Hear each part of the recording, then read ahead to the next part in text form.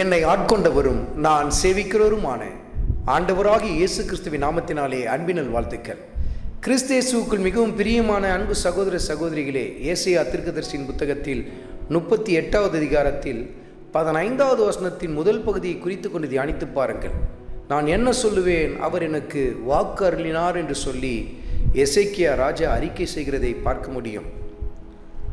உன் நாட்கள் முடிவுக்கு வந்துவிட்டது, உன் வீட்டு காரியத்தை ஒழுங்குபடுத்து, நீ மரித்து போவாய் என்று சொல்லி கர்த்தருடைய வார்த்தை வெளிப்பட்டது.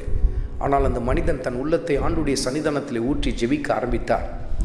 கர்த்தர் வாக்கு தத்தத்தை கொடுத்து அவரை உயிர்ப்பித்ததை நீங்கள் அந்த இடத்தில் பார்க்க முடியும். அதனால் தான் அவர் சொல்லுகிறார், நான் என்ன சொல்லுவேன், அவர் எனக்கு வாக்கு அருளினார் என்று சொல்லி பரவசப்பட்டு ஆண்டவரை துதிக்கிறதை நீங்கள் பார்க்க முடியும். பாருங்கள், அருமையான மகனே, அருமையான மகளே, பல காரியங்கள் உன் மனதை உடைத்துவிடும். நீ பார்க்கிற காரியங்கள், கேட்கிற காரியங்கள், உன் குடும்பத்தில் நடைபெறுகிற காரியங்கள்லாம் உன்னை நிலைகுலைய செய்துவிடும். மன உடைந்து போய் நீ ஒரு மூலையில் முடங்கி இருக்கலாம்.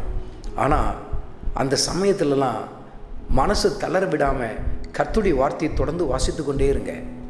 அந்த வார்த்தை உங்கள் வாழ்க்கையில் ஆழமாக கிரியை செய்ய ஆரம்பிக்கும். நீங்களும் எசேக்கியாவை போலவே சொல்ல ஆரம்பிப்பீர்கள். நான் என்ன சொல்லுவேன், அவர் எனக்கு வாக்கு அருளினார் என்று சொல்லி கர்த்தரை துதிக்க ஆரம்பிப்பீர்கள். ஏனென்றால் உடைந்து போன அந்த இடத்தில் கர்த்தர் தன் வார்த்தையின் மூலமாய் உங்களோடு கூட இடைபடுவார், உங்களை உயிர்ப்பிக்க ஆரம்பிப்பார். இப்படி தான் எசேக்கியாவை கர்த்தர் உயிர்ப்பித்தார். அவரும் கர்த்தரை துதிக்க ஆரம்பித்தார். பாருங்கள் மகனே, மகளே, மனதை தளர விட்டு விடாதே. மனம் தளர்ந்த வேலைகளில் எல்லாம் வேதத்தை அதிகமாய் வாசிக்க ஆரம்பி, தியானிக்க ஆரம்பி. அந்த வசனம் உன்னை உயிர்ப்பித்து கொண்டே இருக்கும். அந்த வார்த்தை உனக்குள் விசுவாசத்தை தட்டி எழுப்பிக்கொண்டே இருக்கும். அந்த வார்த்தை உன்னை உயிரடைய செய்ய ஆரம்பிக்கும்.